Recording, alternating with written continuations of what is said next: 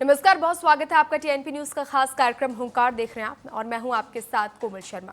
देश के लिए आज का दिन काफी अहम है क्योंकि नक्सलवाद के खिलाफ जारी लड़ाई को लेकर सरकार की तरफ से तय की गई समय सीमा जल्द पूरी होने वाली है।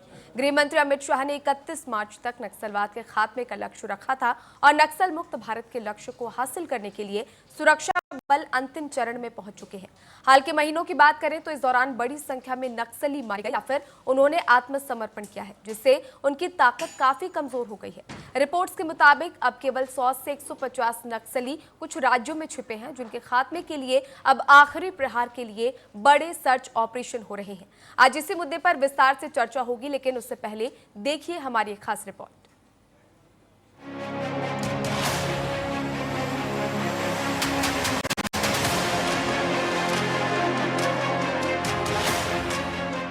नक्सलवाद दशकों से देश की आंतरिक सुरक्षा के लिए एक बड़ी चुनौती रहा है।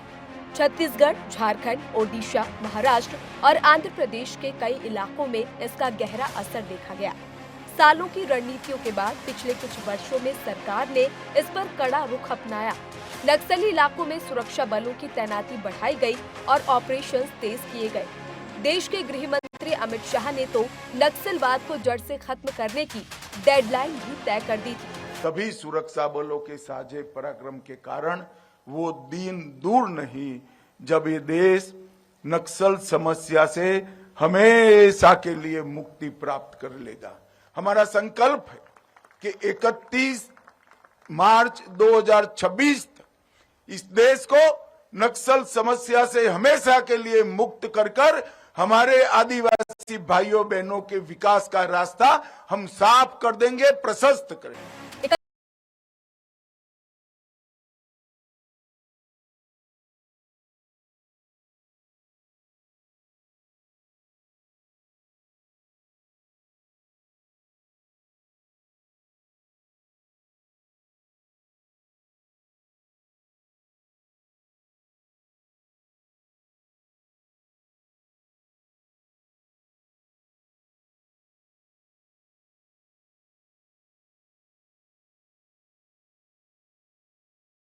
हिड़मा ढेर कर दिया गया। जनवरी 2026 सुकमा में मुठभेड़ में 12 नक्सली ढेर कर दिए गए। मार्च 2026 पुलमल्ली में नक्सल कमांडर मुचाकी कैलाश मारा गया। नक्सलवाद तो छत्तीसगढ़ में ही बचा हुआ था और डबल इंजन की सरकार और माननीय प्रधानमंत्री जी, माननीय गृह मंत्री जी की दृढ़ इच्छा शक्ति और हमारे जवानों के उद्यम साहस के कारण ये जो नक्सलवाद जो 4 दशक से भी ज़्यादा समय से विकास में एक बहुत बड़ा रोड़ा छत्तीसगढ़ में बना हुआ था, उसको समाप्त करने में सफल हो रहे हैं। ये बहुत अच्छा छत्तीसगढ़ के है।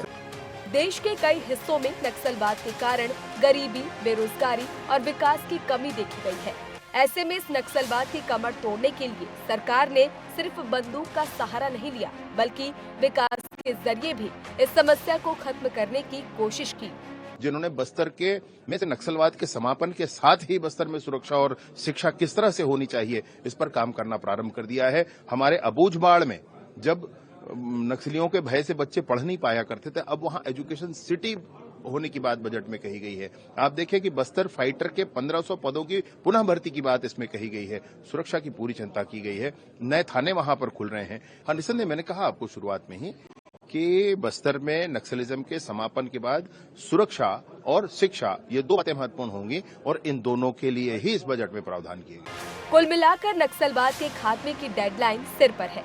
मौजूदा तस्वीर बताती है कि नक्सलवाद की पकड़ कमजोर जरूर पड़ी है, लेकिन पूरी तरह खात्मे का दावा अभी भी जांच के दायरे में है, क्योंकि नक्सलवाद सिर्फ सुरक्षा का मुद्दा नहीं, बल्कि विकास, भरोसे और व्यवस्था से जुड़ा सवाल भी है। ऐसे में असली जीत तभी मानी जाएगी जब आखिरी प्रभावित इलाका भी लाल आतंक से मुक्त हो जाएगा। Special report TNP news.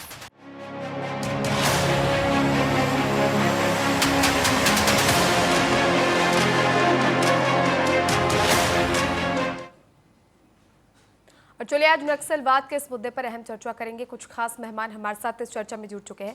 हमारे साथ बाबा साहेब बुधवंत जी जुड़ चुके हैं, पूर्व एसीपी है। बाबा साहब जी बहुत स्वागत है आपका टीएनपी न्यूज पर।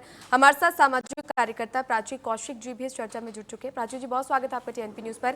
और ग्राउंड जीरो से बस्तर से हमारे सहयोगी कार्तिकेश्वर कश्यप भी हमारे साथ जुड़ चुके हैं। कार्तिकेश्वर, सबसे पहले आपका ही रुख करूंगी। सरकार की जो डेडलाइन है नक्सलवाद के आतंक की, उसका काउंटडाउन कहीं ना कहीं शुरू हो चुका है। 31 मार्च 2026 यही वो तारीख तय की गई थी जब नक्सल मुक्त भारत का सपना जो है उसको कहीं ना कहीं साकार करने की बात कही गई थी। ग्राउंड जीरो की बात करें, रियलिटी क्या कुछ कहती है? जी बिल्कुल, आपको बता दूं, ये छत्तीसगढ़ का वो स्थान है जगदलपुर, जहां पे आपको मेरे पीछे दिख रहा होगा, ये वही ग्राउंड है जहां पर जो कैबिनेट, जो केंद्रीय गृह मंत्री हैं अमित शाह जी, इसी ग्राउंड से उन्होंने एक बड़ी घोषणा की थी, जिससे छत्तीसगढ़ वासियों को बड़ा एक विश्वास पैदा हुआ था, विश्वास जगा हुआ था कि अब देश के लिए, इस छत्तीसगढ़ के लिए और खास तौर पर बस्तर के लिए कुछ बदलाव जरूर होगा, क्योंकि नक्सलवाद वो बीमारी थी जहां पर लोग पूरी तरह लकवाग्रस्त होकर अंदरूनी क्षेत्र में जी रहे थे। मेरा कहने का मतलब यह है कि चाहते हुए भी किसी चीज को न पाने की जो करतूतें थी वहां देखने को मिल रही थी। और जिस तरह से इसी ग्राउंड से अमित शाह जी ने बड़ा घोषणा किया था कि 31 मार्च 2026 को छत्तीसगढ़ ही नहीं, कई अंदरूनी हिस्सों से नक्सल को खत्म करेंगे, माओवाद संगठन को खत्म करेंगे। और उन्होंने आज करके दिखाया। कहीं ना कहीं इस बस्तर संभाग के बीहड़ जंगल और अंदरूनी क्षेत्रों में जिस तरह से जवान तैनात थे, उन्होंने बहुत सारे जो जवान हैं उन्होंने वीर गति को प्राप्त हुए। लेकिन यहाँ बस्तर राज सुंदर राज जी ने एक ताजा रिपोर्ट बताया। बिल्कुल जी, जैसा कि ताजा बस्तर की रिपोर्ट जब हम बताया, बात कर रहे थे, बिल्कुल कार्तिकेश्वर, बस्तर की जब हम बात कर रहे हैं, जब हम पहले इमेजिन करते थे तो जो नक्सलवाद प्रभावित ये जो इलाका है, यहाँ जाने से लोग घबराते थे। इसके नाम से ही कहीं ना कहीं लोग काफी डर जाते थे। और ऐसे में आज वहां पर जब विकास की बात होती है, अपने आप में ये एक बड़ी सफलता है सरकार और प्रशासन के लिए। बाबा साहब जी, सर देखिए, नक्सलवाद दशकों पुरानी समस्या रही है और ये केवल छत्तीसगढ़ की नहीं बल्कि और भी कई राज्य, महाराष्ट्र, झारखंड जैसे कई राज्यों में इसकी जड़ें जो है वो फैली हुई थी। पुलिस विभाग की अगर मैं बात करूं, सुरक्षा बलों की मैं बात करूं, कितना चैलेंजिंग इससे निपटना रहा है आप लोगों के लिए? हाँ मैडम, ये तो समस्या 70 साल से 50 साल तो जरूर है। उसमें भारत में जो डेमोक्रेसी है, डेमोक्रेसी में हर विचार को सहारा मिलता है। तो जो कड़वे विचार थे, दावे विचार थे, उसको नक्सलवाद पैदा हुआ। उसमें तो इतना बड़ा प्रॉब्लम था इंडिया के लिए। हमारे 6-7 स्टेट उसमें आते थे, उसमें महाराष्ट्र भी हमारा आता था उसमें। तो उसमें इतना प्रॉब्लम था। वो नक्सलवादी पुलिस तो मरते ही मरते थे, लेकिन गांव के गरीब लोग, जो बातमीदार बोल के उसका लोगों को, गांव के प्रमुख यानी मुखिया रहता है, उसको मारते थे। ये तो बहुत बड़ा प्रॉब्लम था। लेकिन ये 10-12 साल से ये सही में सही प्रयास हो गया। बिल्कुल। और हाल के महीनों की मैं बात करूं, हाल के वर्षों की मैं बात करूं, तो जो आंकड़े, सरकारी आंकड़े बताते हैं जिस तरह से नक्सलियों को जो एनकाउंटर है वो किया गया, कई नक्सलियों ने सरेंडर किया है, ये एक बड़ी सफलता है। बिल्कुल। प्राची जी हमारे साथ जुड़ी है। प्राची जी देखिए, कुछ नक्सली ढेर कर दिए गए, लेकिन कुछ नक्सलियों ने वापस जो है समाज की मुख्य धारा में लौटने का फैसला किया। सरकार ने तमाम तरह की व्यवस्थाएं, कई योजनाएं चलाई है। कैसे देखते हैं इन योजनाओं को? नक्सल मूवमेंट जो है उसको हम दो एंगल से देखते हैं कि जो डिप्राइव थे, जिनके अधिकार छीन लिए गए थे, उन्होंने अपने अधिकारों के लिए बंदूकें उठाई। और कुछ ऐसे नक्सलाइट्स हैं जिन्होंने देश को तोड़ने के लिए किसी के बहकावे में आके वो सब काम किए जो देश के हित में नहीं थे। जैसे स्मगलिंग करना, आप बहुत बड़े जो नक्सल वीरप्पन को अगर आप याद करें, चंदन किस तरह से गायब होते थे, और बहुत सारे ऐसे नाम हैं जिनके ऊपर मूवीज भी बनी। तो अब मैं इसको बात करती हूँ कि इन बातों को समझ के जो प्रेजेंट सरकार है, उन्होंने वैसे ही उनको अटेंड किया, डील किया। जब वो बोल रहे हैं कि आप हथियार डाल दीजिए, आपको आपके अधिकार मिलेंगे। आपको एक तेलंगाना से आज एक women and child development, rural development panchayat minister हैं, जिन्होंने नक्सल मूवमेंट छोड़ के सरकार में हिस्सा लिया। बिल्कुल।